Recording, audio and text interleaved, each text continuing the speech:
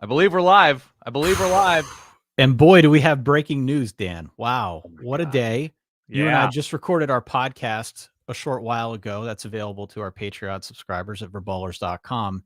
And suddenly, as things go at this late stage of November, we've got big coaching news. There were already a bunch of coach openings going into this weekend with it being rivalry week. We knew that it wouldn't be long before we found out some new names that Yeah. were going to be moving. As is the case right now with so many big high profile openings, we didn't know who would be the first domino to fall. It appears we've got a couple pretty big ones here Yes, in the sir. very early stages of the, I guess, week here before we get into conference championship week. The most notable of which is Lincoln Riley. Wow. Lincoln Riley, formerly now the coach at Oklahoma. At time of recording, it seems as if he's notified his staff. Pete Thamel has gone on Twitter and said basically he thinks it's a done deal, and we should be getting an official announcement within the next 24 hours. Bruce Yeah. Feldman, our friend who we've had on the podcast time and again, has also tweeted something similar. Matt Zemek from On3 has mentioned that Lincoln informed his staff. So, wow, first and foremost, Definitely. talk about a big coup for Mike Bone and that USC job. We knew they were going to set their sights high. Early talk had been Luke Fickell. We've obviously heard a full gamut of names here, but Lincoln Riley's a pretty big one to come over from Oklahoma. Yeah. So obviously this is going to be huge domino wise, right? So USC is going to spend a ton of money on Lincoln Riley. And presumably he's going to have a ton of money to spend on his staff. And presumably now Oklahoma is going to be spending a ton of money on its next head coach. Could it be Matt Campbell? Could it be somebody else? You know, there are already rumors of Josh Heupel, who left Oklahoma under not so amazing circumstances, right? That Oklahoma offense was not working. And then I think did Lincoln Riley replace Josh Heupel in Norman? I believe. Maybe I'm misremembering my timeline here. But for whatever reason, and we're getting reports in our comments for whatever it's worth. I mean, we could be talking double-digit millions in the yearly fashion. So Yeah. it's enormous. It's enormous. It's obviously Lincoln Riley wanted to join the alliance between the Big Ten and the ACC and the Pac-12. We all remember the importance of the alliance. And there are going to be people that point to the fact that Oklahoma is joining the SEC, and it's going to become a lot more difficult in a number of regards competitively. Maybe the recruiting side of things will get easier. Maybe things weren't great behind the scenes with Lincoln Riley and Oklahoma administrators. I know Joe Castiglione, the AD at Oklahoma, is widely respected as a sort of solid, sort of a rock there. But, you never know how people are. You never know family stuff. You never know anything. And for whatever reason, Lincoln Riley saw the offer and the opportunity at USC as something reportedly he couldn't pass up. Is the USC an upgrade to Oklahoma to you, given where Oklahoma stands now and where Oklahoma will be, whether it's in a year, 2 years, 4, whatever it is, whenever they make that SEC move? Well, I mean, we've got folks in our comments now as we're going live here Yeah. on Twitter and on YouTube Mm-hmm. saying that Lincoln Riley is running scared from the SEC. I don't know if it's a running scared situation. Let's be honest here, but I can tell you he's getting paid handsomely. We Yep. haven't seen the official yet, but there were rumors with regard to that LSU job, which he came out after the Oklahoma game, after the Bedlam game, and said he Mm-hmm. wasn't taking the LSU job. There were rumors that he might be getting a pay increase of upwards of $5 million. I Sure. believe he was making officially $6.5 million at Oklahoma. So clearly he's going to be getting a pretty hefty pay increase, maybe nearly double his salary. Right. Is it a better job? It's a different job. Let's put it that way. Sure. The Oklahoma job now becomes very enticing, I think, for a number of candidates, given the Oh, it's fact that a huge job. Oklahoma Yeah. is joining the SEC. For a lot of folks, I think joining the SEC at one of the preeminent programs is a pretty big deal. So for him to Sure. leave tells me, first off, they're opening up the checkbook. They're going to pay him a hefty sum. They're basically going to let him do whatever he wants. Mm-hmm. Is it a less stressful job to go out to USC than to stay at Oklahoma and go in the SEC? You would know that better than me, but certainly it is, I guess, on the level in terms of a traditional blue blood. even though course. USC has not been there as of late. We know they're striving to get back to that point in time, Yeah. like they were in the early 2000s. But is it a better job at the moment? Probably not. No, it's Um, not a better job at the moment. I continue, but I'm curious to hear. I mean, it's all subjective, but I'd love sure. to hear your reasoning. Yeah. No, I mean, at the moment, no. Probably not as good of a job. It does beg the question between the combination of increase in annual salary and moving to Southern California. Is it more of a quality of life thing? I don't know. So, okay, USC offers a number of things. Obviously, that's sweet cash. That obviously he's being paid a crazy amount of money. The USC coach that needs the coach at USC who will succeed will do so because of national recruiting. It's why Ohio State's able to recruit and they go into Texas, they go to the East Coast, they go to the South, whatever. Ohio State does not have the type of talent nearby that it takes, in that specific region. I don't think blue chip quarterbacks come from the Midwest by and large, guys who are dominating. Some do come from Southern California. We've seen schools like Clemson and recently, Alabama, of course, Ohio State pillage top level talent from Southern California, from the West Coast, right? If there's a West Coast school that is able to take top kids from California, from Washington, from Nevada, from Utah, that school is going to be stacked. Now, linemen are more difficult to find on the West Coast, but Lincoln Riley has a national name. He is a playoff coach. Now, he hasn't succeeded in the playoff, but he has taken a team multiple times to the playoff. He has developed Heisman Trophy winners. He has developed number one overall draft pick quarterbacks. This is a dude who has that name, who has that Yeah. cachet.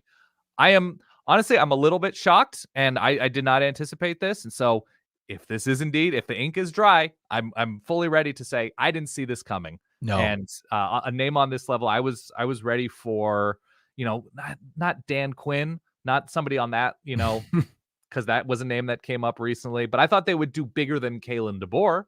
I thought they would do bigger than that. And then when the Matt Campbell smoke was happening, I was like, yeah, that makes sense. That makes absolute sense. For Mike Bone to do this is huge. This is Yeah. recruiting. You think recruiting 4 stars? This is recruiting, I right? mean, can we say that this is the Mike Boner? I mean, really, this is That's you. That's you. So here's what we need to know. Obviously, we need to know who Lincoln Riley is hiring at defensive coordinator. There are zero questions about his ability to find, develop, and nurture quarterbacks, for lack of a better term. He needs to find a defensive coordinator. He needs to know. I mean, we must know that he's going to have a robust recruiting department in LA, something more than what USC has had, because this is not, and I repeat, not a school and a situation where you have a national championship roster in your backyard. There are interesting pieces. There's talent in Southern California. But if the expectation is national championship, and I imagine somewhere between $10 and $12 million a year means we want national championships, we want playoff berths, plural, this is going to be a scouring the nation. This is going to New Jersey. This is going to Florida. This is going to Texas. This is going to Ohio. This is going anywhere and everywhere for the best level talent like Pete Carroll did. This is that type of swing. Now, does it work? The bar is now what Georgia is doing on the recruiting trail. The bar is what Ohio State, the bar is what Alabama, all of those schools are doing on the recruiting trail. And again, for that type of money, that's the expectation. I would be curious to see if USC was able to maintain or sort of retain Dante Williams, the interim head coach. sure. He has been probably the best recruiter on the West Coast, short of Mario Cristobal, but assistant recruiter of the past few years. That would be a major, major coup to retain Dante Williams, presumably as a secondaries coach / associate head coach. This also has the reverberations. I'm curious what you think. LSU, Oklahoma, whoever is going to fill the jobs, right? This is dominoes all over the place. And I can't wait to see what happens. But this is, and it's rare, right? Well, like, if off the top of your head, who are the major head coaches to jump ship from Power 5 program to Power 5 program? Jimbo was the latest huge fish, I Yeah, I was believe. gonna say Jimbo. Jimbo was the big one, Right. But what Lincoln Riley is doing here is unique because a lot of people can point to the fact that Jimbo was sort of on a downturn at Florida State. Like, that relationship had frayed, and now he was going to start over for a ton of money at Texas A&M. What Lincoln Riley's doing is he's doing peak of his powers. Now, Oklahoma didn't win the Big 12. There are rumors about him with NFL interest, rumors about him here, LSU, there, wherever. This is unique. This is, in terms of what the college football coaching carousel has done these past few years, major place to major place. I mean, USC hired Sark from Washington. All due respect to the Huskies, that is not Oklahoma to USC. This is wild, Ty. Yeah, this is quite the move, Dan. Right. So why don't we filter through some of the comments as we're going Please. on live here? To your point, though, about LSU, the LSU thing is very intriguing to me. Yeah. For a multitude of reasons. And, I've drawn a loose comparison on our podcast in the past here to what happened at South Carolina a few years ago when they went through a coaching search and they were really early on to announce that they were going to be looking for a guy. Right. And at the time, the speculation was, well, it's going to be Tom Herman. Everybody wants Tom Herman. Right. South Carolina throwing their hat in the ring bright and early. And they ended up, I think, with Will Muschamp. And so it doesn't always work that if you're the first out there, one of the first out there, that you're going to get the guy that you want, especially in a market like this where there is so much competition. LSU, I'm not going to say they're ending up with Will Muschamp. That is not what I'm implying, but LSU clearly was looking to make a splash. And, not to say there aren't splash hires that are out there, but Lincoln Riley was that name. I saw Ross Dellinger, who we've had on our show countless times. Yep. Ross was, he came out on his Sports Illustrated column and said, look, there were a lot of unsubstantiated rumors that Lincoln Riley was going to be the guy. Right. And I don't know if they were or weren't going to hire him, but he's familiar with the area given his time as a reporter and had not seen a buzz like what he had been seeing recently with all this talk about Lincoln Riley. So the fact that Lincoln came out after the game last night and said, I'm not going to LSU, that took a lot of people by surprise. That was sort of like a bomb dropping on LSU. What they do now remains to be seen. What they do now is going to be very interesting because now there's also an opening at Oklahoma. And perhaps if they had considered a guy like a Matt Campbell, you could make a case that a guy like a Matt Campbell's a better fit at a place like Oklahoma. So, sure. I mean, the familiarity with the conference, albeit absolutely for another year, whatever it's going to be. Oh, yeah. Absolutely. So it's really intriguing to me if you're a school like an LSU. Again, you've got an AD that likes to make a quote unquote splash. What does that splash look like now if presumably one of the biggest fish has gone elsewhere? And it's also setting the bar right now. It's wild. The amount of money that is in the sport for coaches, not my money, not your money. It is what it is. We can't do anything about it. But between Mel Tucker's extension, James Franklin's extension, what Jimbo's making, as we're seeing a comment here, Riley clearly wants nothing to do with the SEC. I mean, who wants a part of the SEC when Kirby Smart and Nick Saban are doing what they're doing on the recruiting trail and building the rosters that they're building? But the bar right now of going into double digits for a premium coach. I mean, is Lincoln Riley now making more than Nick Saban? I believe so. I believe he would be. Yeah. Okay. And I mean, so the bar is different. What LSU is going to pay, because LSU is always going to pay something like this for their guy. And maybe this is a situation like what happened with LSU a few years ago when Tom Herman was between Texas and LSU was burned. And now LSU perhaps was the other team on the table, the proverbial hat situation where Lincoln Riley's staring at a Trojan hat and a Tiger hat and saying, going back and forth and reaching, but then pulling back. And maybe that was the situation last night, yesterday, before Bedlam, after Bedlam, whatever, where Lincoln Riley ultimately decided his best option and his best path forward to the top of the sport was in LA, where, by the way, I mean, not that he doesn't have that in Norman, but he doesn't necessarily have it in LSU, a quarterback of the future. Jackson Dart, many people are extremely intrigued by his ceiling. Comes in as a true freshman, beats Washington State. He struggled a little bit. Got the Anakin Skywalker eye black thing and the pro wrestler hair flip thing down pat. Yep. Yeah. He's a big winner in this circumstance. He is going to be able to attract Biletnikoff caliber wide receivers to LA. The offensive line thing, the defensive line thing, linebackers, that's a question to me still. But given where we think USC is in the arena to spend on staff, price is not going to be an issue. Maybe landing that guy and bringing him to LA is going to be the issue. The defensive coordinator, the defensive line coach, whatever. But man, it's entertainment 720, Ty. It is. All right. Thank you to Mike. Mike threw us 5 bones. Please. To get his comment up there. We appreciate that, Mike. Here's an interesting one from Shay. Complicated question. I don't know what question he was referring to, but the second half of this comment is pretty good. I don't think USC is going to be successful regardless of Lincoln Riley. More problems with that program than just the head coach. So this brings up a really interesting point. We had Sure. heard rumors a couple years back, not just of Urban Meyer, but some other prominent head football coaches that had been offered or had talked to USC about the opening. And I specifically remember the rumors around Urban Meyer commenting that USC wasn't serious about football or something akin to USC is not investing in college football the way some other schools might. We can Right. use Ohio State as an example. So simply bringing Lincoln Riley over does not ensure success. It's a No, good definitely not. start. It's a great start given his track record, but that program fairly well, from your exposure to the West Coast, Dan. Sure. What are the other factors here that we should be aware of? Los Angeles is not for everybody. It's not for everybody in terms of assistant coaches. It's not in terms of for everybody in terms of blue chip talent coming from out of state, from out of region, whatever. It just isn't. And it took somebody like Pete Carroll, and that was a slow burn, right? Pete Carroll didn't come in as a flashy hire where everybody gravitated to that name. That name meant nothing when he was hired from New England, from the Jets, whatever.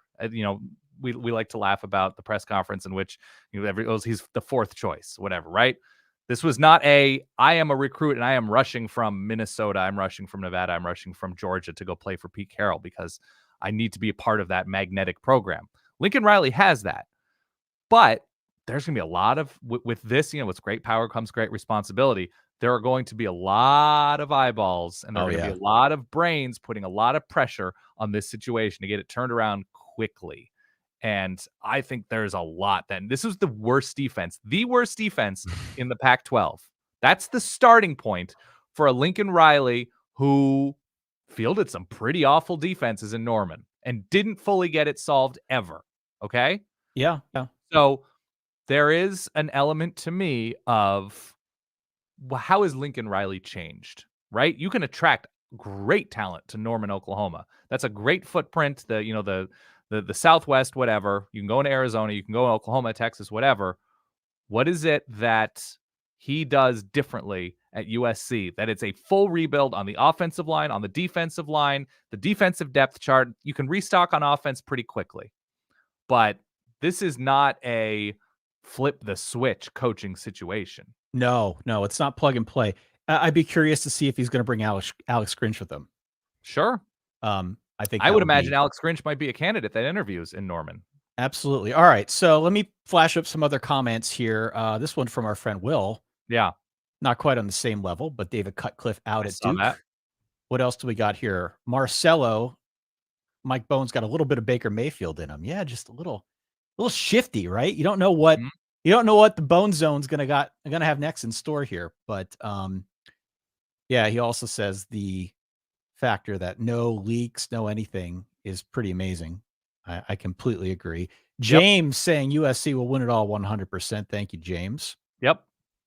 Connor stepping in, our friend Connor, who writes for us at solidverbal.com, saying, you stay away now. You stay away from Dave Aranda. Dave Aranda, of course, came out and I think kind of attested his love to Baylor, said, I'm not going anywhere.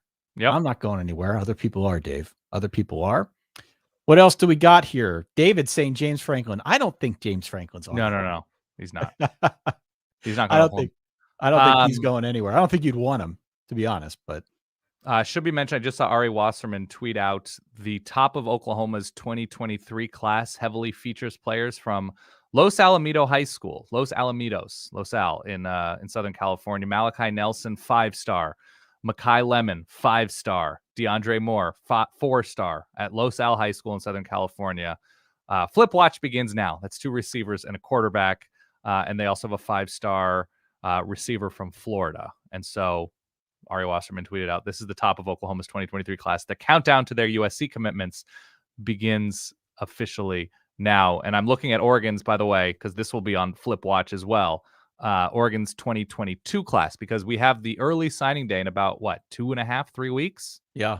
So we've got a pair of top recruit corners from San Diego. We've got a top receiver from Anaheim, because this is an area of the country that has been pillaged by programs everywhere. A top defensive lineman from San Diego. I don't think they're wavering. I have no indication, but this is all new. So I imagine USC is going to be attempting an aggressive close, and I think they're going to succeed. Not necessarily with those guys, but I think we're going to be seeing a lot of dominoes in recruiting, as well as as USC with the right guy has been known to close quite strong in Southern California. So here's a comment that I think is, well, based on the poll that I just put up there, where 75% of our viewing audience said that it was a good hire. This is Right. certainly in the minority, but it Yep. is an interesting comment that I think we can both address. From Dis, Lincoln Riley had teams that were loaded with talent every season. Couldn't even win a playoff game. He massively underachieved at Oklahoma. He's not an elite head coach. Okay, this is an uninformed commenter. Lincoln Riley is a fantastic coach. The fact that he has been as consistent as he has is only the start of it. Also, he almost exclusively, if not exclusively, won the Big 12 until this year. That is correct. Yep. Has had a ton of success, not only at putting guys in the league, but having quarterbacks who win the Heisman Trophy. Yep. It's not all about winning the playoff game, sir or madam. I hate to inform you. But at places like Oklahoma and USC, if you're there for 4 years, it's not unreasonable to say, I'd like you to win a playoff game. It's not unreasonable. It is not unreasonable. Yeah.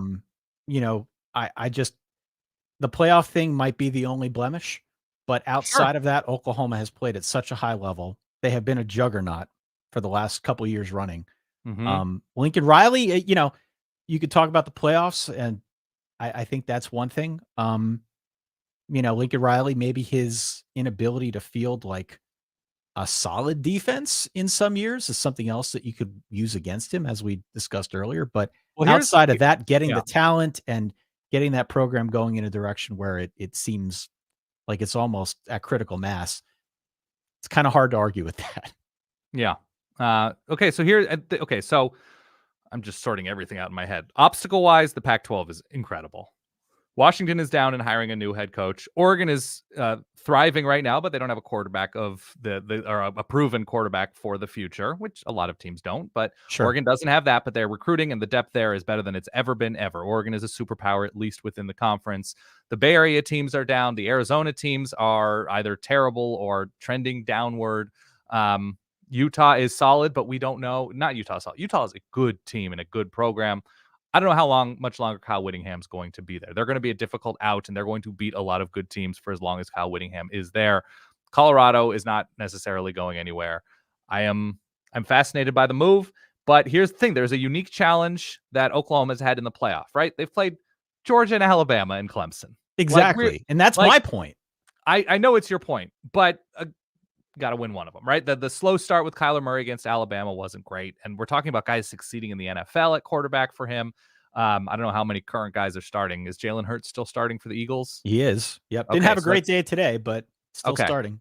So it's difficult to mount a good defense when you score as quickly and prolifically as Oklahoma has. You need to build up that depth, and Oklahoma never did.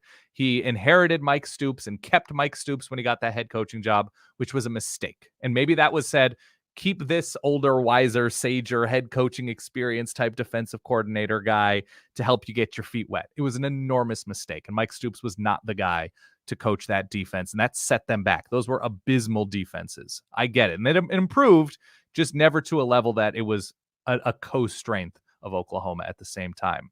Starting from scratch, you get to pick your guy from the onset and then say, all right, this is my decision. This is where we're going schematically and how we recruit and the types of guys we recruit. That's the move. And so I get the optimism, but I get the trepidation given his defensive and playoff history. Well, we've got a sea of comments coming in here from some folks who are obviously USC fans, some folks who are Big 12 fans, Oklahoma fans, many of whom just seeing the news. It is quite shocking, if I'm being honest. We've been doing this podcast now, which you can subscribe to, by the way. If you go down into the description here and click on the link, it'll direct you over to our show. We've been doing this show since 2008. This is a pretty big shocker. Yeah. Oh, man. Somebody just put in Lane Kiffin to Oklahoma in the comments. It's all on the table. It's all on the table. I don't know if Lane Kiffin likes living in Oxford, Mississippi. Maybe he loves it. Maybe he doesn't. But he has been a nomadic dude who is always looking for the best possible situation for him to succeed. Could be LSU. Could be Oklahoma. We know Florida's off the table. I don't know if you have any Billy Napier comments. We Well, put and that that in the was going to be description. Yeah. where I went next with this, Yep. because the other bit of news that broke prior to the Lincoln Riley stuff was that Billy Mm-hmm. Napier is taking Yes. the job at Florida. We had Bruce Feldman on the podcast 2 weeks ago, and he said that Billy Napier might be biding his time. Billy Napier's been patient, Yes. the coach at Louisiana, waiting for the right gig to come along. Obviously, a lot was out there right now. LSU Mm-hmm. was probably interested in Billy Napier. I saw Bruce had mentioned Virginia Tech potentially as a landing spot for Billy Napier, but Sure. that it seemed Florida might be the spot for him. That news came out. It was sort of an open secret that he was going to go there. As we compare and contrast now these jobs, the Yeah. Florida job and the USC job, both are very different, right? One's in the SEC, the other's in the Pac-12. Um, is it easier to recruit to Florida than it is to USC? I don't know. Both have some built-in advantages, but Mm-hmm. as you compare and contrast those two jobs, Dan, we did a video where I think we ranked USC pretty high on our list, but that was prior to the Florida opening. Correct. Yep. Where would we rank those in the pecking order compared to each other? Florida and USC. Man, I think USC is in a slightly better place without the recent results and proof of concept, proof of place as a program, right? The obstacles in the Pac-12 South and the Pac-12 as a whole, and their path to the postseason, right? What Florida's dealing with their rival is an unprecedented level of talent in that specific matchup, right? This Georgia team is more talented than those Urban Meyer Florida teams in terms of depth. The top of those Urban Meyer Florida teams was ridiculous on both sides of the ball. But what Georgia's able to do in terms of coming at teams in waves and the recruiting classes they're stacking atop each other, I assume USC is just in a better place. Florida, geographically, I believe, is in a better place in terms of backyard. They're competing with stronger recruiting schools. Florida is competing with Georgia, Alabama, Sure. Tennessee, Clemson. All these guys go into the state of Florida and obviously Florida State, Miami, of course, when they're recruiting well, which Florida State has turned things around. Miami is sort of in a wait and see, I suppose, in terms of what the future of that program looks like. But Florida right now, a lot has been written about Florida is a good program that is mistaken for having great advantages. And so I think Billy Napier should do a very good job. Honestly, I have not dug into his time at Louisiana beyond knowing that he's won games, knowing that he beat Iowa State, knowing that they did not fare all that impressively against Texas this year. They Sure. win a lot of games. He has a great pedigree. He's been in the Pac-12. He's been in the SEC. He was a Saban guy for whatever that is or isn't. So a lot of people speak pretty highly of Billy Napier and his ability. I think it's a win for Florida, but Florida needs help in terms of rebuilding that roster, not unlike what USC has ahead of it.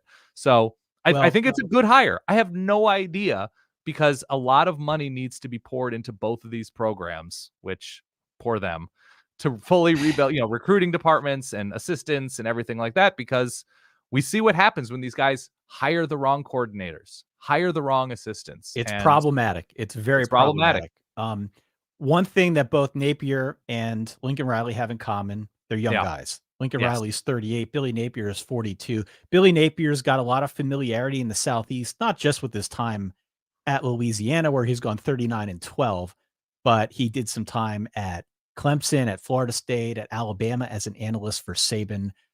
Also had some, I had a stint as OC out at Arizona State. He was, I think, Colorado State for a bit of time. Yep. So this is a guy who's definitely got a lot of experience in this particular region where he's now going to be coaching. If nothing more, it sounded as if Billy Napier was the guy. He was sort of the top name on that list for Florida. So to go out and get him, the fact that they were able to reel him in so quickly, especially now with what we know of Lincoln Riley leaving and Oklahoma coming open, you feel pretty good if you're Florida to get your guy and just be like, all right, we're cool now. I want to posit something about Lincoln Riley, and this is what I always like to look at in terms of context. Did Lincoln Riley ride a below average Big 12 wave to his success? We are talking right now about year in and year out, kind of struggling with Iowa State. No disrespect to Iowa State. This is not a program deep with 5-star talent, a good coaching staff, an inventive defense, interesting talent on offense. This team, Oklahoma struggled with Iowa State. We have a down TCU, an up and down Baylor, a down Texas, and basically a relevant Texas Tech, A&M leaving the conference, Oklahoma State always being good, but until this year not being good enough.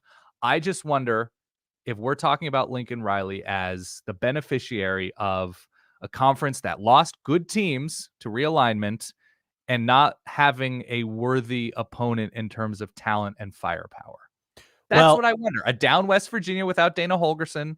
Look, you can ask the question, and I think it's fair, but you can't use that point to talk down anything he's done from a talent development I agree. point. You know, I agree. Kyler Murray, they get Kyler Murray drafted number 1 overall.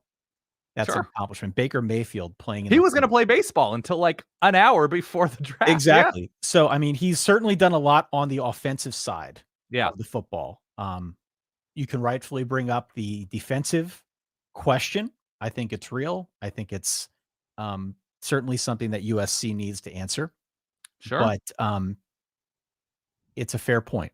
It's an interesting angle on the Lincoln Riley thing. And by the way, it's not like he's going to a conference that now is going to be throwing superpowers at the Lincoln Riley led USC team. We're still talking about a Jed Fish Arizona team. All due respect to Jed Fish, a Herm Edwards or whoever at ASU, a Chip Kelly UCLA team that is not loaded and not deep and doesn't have a proven quarterback of the future. So it's not like it's going to be all that different. But I just wonder if it's same Lincoln Riley new skin, where he's going to lose a dumb one every year and maybe get to the playoff, maybe not get to the playoff. And USC is paying for something similar to the top of the Sark Lane eras in terms of recruiting and high end, right? They're going to have that 11-1 season, but get smoked by Alabama, which is not new. Hey, if you're going to pay the money and if you want to do the thing, then do the thing. And so going out and getting Lincoln Riley for whatever it costs, if you are committing to football in the most emphatic way possible to go out and get this guy, you know, I mean, it's hard to do better. We've got just an incredible amount of comments coming through. I did want to cycle through a few of those. Terry says, and this is a nice guy, Terry. I don't know him personally, but he says he's willing to send Pete Kwiatkowski as a friendly gesture from Texas defensive coordinator, over with Lincoln Riley to help assemble the staff. I think that's a nice gesture. Sure. I don't know if it's something I don't believe Pete Kwiatkowski forgot how to coach good defenses because he went to Texas and fielded a squad. We don't need to get into the Texas defensive coordinator, but I think he's going to hire a killer at defensive coordinator. I really do. Whoever that is. No, for sure. Okay. So thank you, Terry. That's a kind gesture. Yep. What else do we got? Got another one of these here. Lincoln's scared to go in the SEC. Fight on. This is clearly a USC fan. Does not care if he's scared or not. Just happy to have him. The same person said, it's funny how many people talk trash, I'm saying my word trash, about the Pac-12, but they produce just as much talent as any other conference in the NFL. Woo, buddy, they do not. Woo, buddy, they do not. Look at the numbers again. No, on a per capita level, the Pac-12 does not produce the type of talent that I believe both the Big Ten and SEC do. So Cal writing in here and saying, does Mark Stoops make sense to OU? Okay, that's interesting. Yeah. It's interesting. By the way, somebody asked about firing Manny Diaz at Miami and hiring starting talks with Riley then. Miami would not have gotten Lincoln Riley. No, Miami can't afford Lincoln Riley. They would not have attracted Lincoln Riley. Miami is in a different tier right now. Absolutely. Mark Stoops to OU. I think it makes sense in name only. Mark Stoops has been a very good coach at Kentucky. I think if you're Oklahoma at this point, you're trying to move past the Stoops thing, aren't you? No. Mark Stoops would be a terrific hire at Oklahoma. You don't think that would be oh yeah. You like that move? I mean, he would bring defense.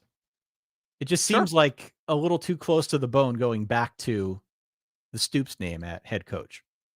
Yeah. I'm talking myself out of the Riley hire, by the way, right now.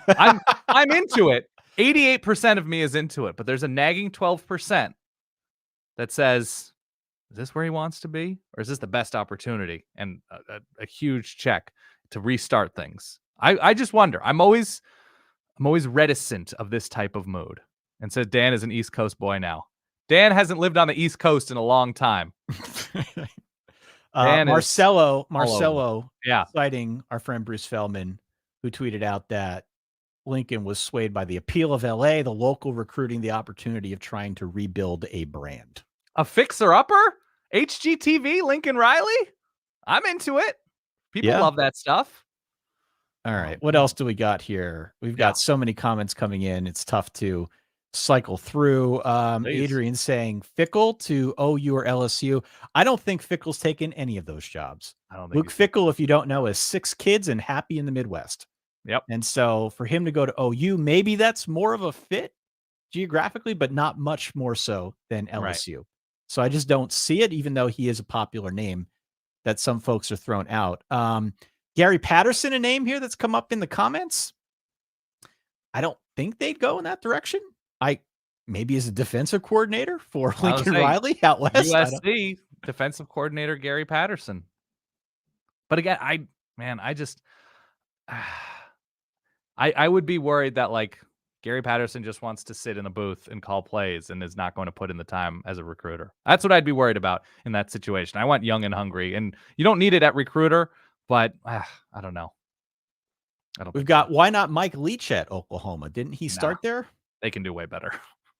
I think they can do a whole lot better. I think we're just throwing out names at this point if we're going Mike Leach.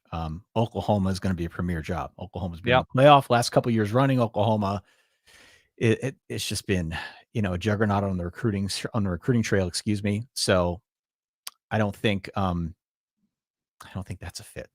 Brent Venables to Norman, given his success there. By the way, you look at the Brent Venables defenses that Oklahoma was unhappy with, and you look at what they're actually able to do on a per drive basis. Those were good defenses, all things considered, with those explosive offenses. That's interesting. He's from that area. His Kansas State ties are known. I wonder. Maybe he's waiting. He has been biding his time, a la Kirby Smart, for that right situation. I don't know. That's interesting. This, of course, has set off a full domino effect. I love it. Particularly with regard to this LSU job. Yep. Because LSU now, it's like, who are they going to hire? And I can't tell you how many different names we've seen come through in the comments here, from Dabo Swinney to Matt Campbell to someone threw Venables out there.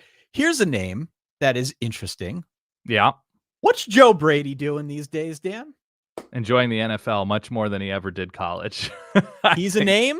Gosh, if you want to throw Joe Brady out there, put him in with LSU since he won a national championship there. Yep. I think that name has already come and gone. Sorry, I'm tweeting this out. I'm tweeting out this show. Just the names are flying fast and furiously. It's too much to. It's like trying to read the Matrix. Mr. No Good says, "I'm just glad Michigan won, so we don't have to be part of these conversations." That's true. You're here, man. Yeah, you're here. My question to you is, younger coach, really respected offensive mind, really interesting candidate, able to turn a program and kick it up to a new level. Am I talking about Lane Kiffin, Steve Sarkisian, or Lincoln Riley? Like, is this just like paying those guys way more money? Well, I don't know.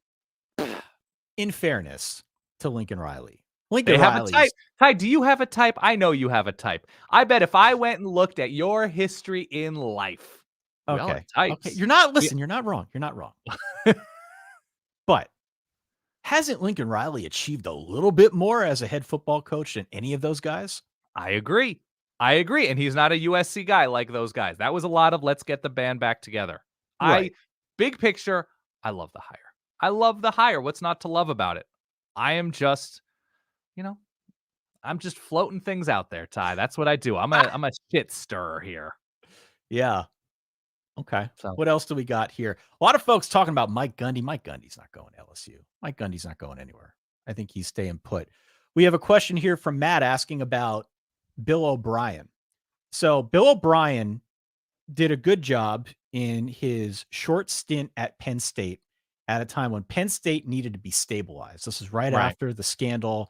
Bill O'Brien took that job. He knew what he was stepping into, and he did a good job, I think, trying to keep recruiting classes intact, putting an offense together, getting that team feeling like it was in a more of a stable state. Bill O'Brien is a football coach in the sense that he loves the X's and O's. One of the Yep. things that he hated at Penn State was the glad handing. He hated the politicking. He didn't really take that fondly to the recruiting trail either. He's a football coach. That's why he was coach at the Texans for a very long time. I don't think if I am looking to start anew with a new coach at a blue blood program that I want Bill O'Brien as my head football coach. Right. I don't. I think he's a great, talented offensive football mind. I don't think he wants to do recruiting. I think he's a lot in the Dan Mullen vein. And so I would not pick him if I were Sure. making this hire. He's an interesting name. He may get his opportunity at the college level if that's something he wants. Maybe he's changed. I don't know. But Sure. just saying, based on what happened at Penn State, I wouldn't want it. All right. Fair enough. Yeah, there are names that are going to appear that are unforeseen, like Lincoln Riley to USC. And it'll be fascinating. I mean, the LSU job is still enormous. It still is lurking out there. Whoever ends up taking that job will also, in the way that Lincoln Riley presumably will have things humming in terms of the finances in that program. LSU most certainly will. And I don't know if there's I'm getting tweets and comments like Dan's just salty because USC is ready to take its rightful place atop the Pac-12. I get those messages once every 3 or 4 years, Ty, and yet here we are every single time. Oh, they hired this guy. Oh, the quarterback didn't work out. Oh, they whiffed it. Oh, they had a bad recruiting class. And honestly, for the health of the Pac-12, I hope this one works out. I honestly do. I love West Coast football. I love all this stuff, and I hope it works out. But this is an especially spicy carousel tie, and it's good for us. It's good for the people who talk about the sport, and it's good for, new energy in the sport. I think it's a really good thing that we are talking about USC, that we're talking about Oklahoma, that we're talking about LSU, that we're talking about Florida, and not Ohio State, and not Alabama, and not Clemson. I think it's good. And so I'm pumped for what this means for the future of the sport, and of course for the Solid Verbal. solidverbal.com. Subscribe, follow along, do all of those things. Ty, do you have any other thoughts? You can subscribe to the podcast down below if you click in the description. We will obviously be talking about this and much, much more. We do shows 3 days a week. Yep. If you want to get access to our shows a little bit early, you can go to verballers.com, verballers.com. Again, all of that is down in the description. If nothing more, subscribe to the channel. We'll be doing more of this as news comes available, as we have more movement on the coaching carousel, to say the least. It is spinning ever so chaotically, perhaps more chaotically than we've seen in quite some time. The news of the day, once more, is that Lincoln Riley has officially left Oklahoma. He is now taking the job at USC. Not to be outdone, Florida has hired Billy Napier away from Louisiana. 2 pretty big, significant hires here as we just concluded rivalry week, Dan. More to come. Subscribe to the podcast. I think that's all we have for now, but certainly as more becomes available, we'll do our part to keep you as informed as we can. Yes, we recapped rivalry week. That's currently on verballers.com for Patreon supporters. This show will be available in audio form exclusively for Ballers at verballers.com. And subscribe, listen. We have good production value, and look how handsome Ty is. Come on. Thanks. And we're reacting to all of this, basically shooting from the hip, with kind of a limited amount of time to really think it through. We're very much thinking out loud. So we'd encourage you to stop on by if you like college football. If you want to find out more about what's going on in the world, there's a lot happening right now. Correct. All right, Ty, is that all the time we have? That's all the time we have for now. Thanks everybody for watching, listening, and all that stuff. Ty, you're the best. Peace.